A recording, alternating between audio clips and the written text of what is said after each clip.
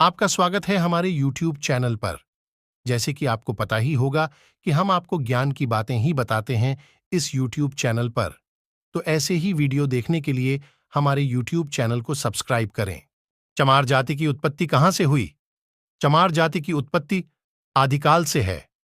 संत शिरोमणि रविदास गुरु को जब सिकंदर लोदी ने कैद किया और जबरन चंबड़े का काम करने पर मजबूर किया, यह पहला शब्द चमार सिकंदर लोदी ने कहा था। उस समय संत रविदास जी हिंदू धर्म को बचाने में लगे थे। हिंदू धर्म में बहुत टिप्पणियां होती, चंबड़े का काम करने वालों को चमार कहा गया। लेकिन सवाल फिर उठता है, महात्मा गांधी जी को जबरन अंग्रेजों ने अपना मलमूत्र डलवाया तो फिर उन्हें वाल्मीकि क्यों नहीं कहा गया? सभी शूद्र जातियां अपने अपने जाति को मानवता अधिकार पाने में लगी है।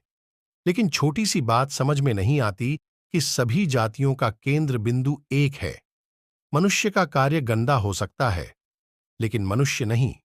हमारे जीवन को चलाने के लिए सक्षम और अक्षम कार्य करने पड़ते हैं। हमारे पूर्वज भी इसी क्रिया को अपनाते रहे हैं। एक व्यक्ति के 4 लड़के हैं, चारों लड़कों के काम अलग अलग हैं, तो क्या चारों की जातियां अलग अलग हो जाएगी? इसीलिए गीता में भगवान श्री कृष्ण ने कहा है कि जन्मना जायते शूद्र संस्कारत द्विज उच्यते, अर्थात जन्म से सभी शूद्र होते हैं, कोई छोटा बड़ा नहीं है। राजशाही तो लगभग सभी जातियां हैं, फिर क्यों? वर्ण व्यवस्था का ज्ञान सही नहीं कहा जा सकता है। चमार जाति को लोग गलत प्रकार से सोचते हैं। भारत में चमार नाम से पर्वत भी है। इससे यह पता चलता है चमार जाति भी राजशाही है। जैसे कि चंवर सेन सतयुग के राजा रहे हैं, इनके कई पुत्र हुए, ब्रह्मसेन, रथसेन, कमल सेन। ऐसा ही नहीं, उत्पल वंश भी चमारों की एक शाखा है। इसी वंश में अविंतवर्मन राजा हुए, कई वर्षों तक राज्य किया। इसी वंश में संत रविदास जी ने जन्म लिया। कहा जाता है कि भारत का इतिहास चमारों का इतिहास है। सन 1857 में सबसे पहले अंग्रेजों के खिलाफ चमारों ने ही आवाज उठाई और उदैया चमार व बांके चमार, बल्कि इन दोनों ने लाखों अंग्रेजों को मौत के घाट उतार दिया।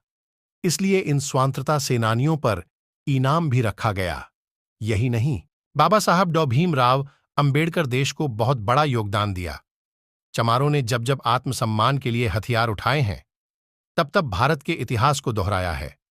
भीमा कोरे गांव में आत्मसम्मान के लिए बड़ा गौरवशाली इतिहास है। बाजीराव पेशवा 28,000 सेना को सिर्फ 500 चमारों ने नाक से चने चबवाए थे। लेकिन इस जाति से इसीलिए लोग घबराते हैं क्योंकि चमार पाखंडवाद पर विश्वास नहीं करता। ओछी जाति और अछूत जाति दोनों शब्द पर्यायवाची हैं, एक ही परिवार के सदस्य हैं। फिर क्यों आल्हा उदल गलत तरीके से बताया जा रहा है? मुझे किसी का अपमान करना नहीं है, बस समझने तरीका है। अगर कोई गलती है तो क्षमा करना एक कहावत है। एक रक्त बहाकर सिंगार करूं खमोस मेरी, तलवार नहीं, यह धरती है। मेरे पुरखों की पाखंडवाद हमें स्वीकार नहीं।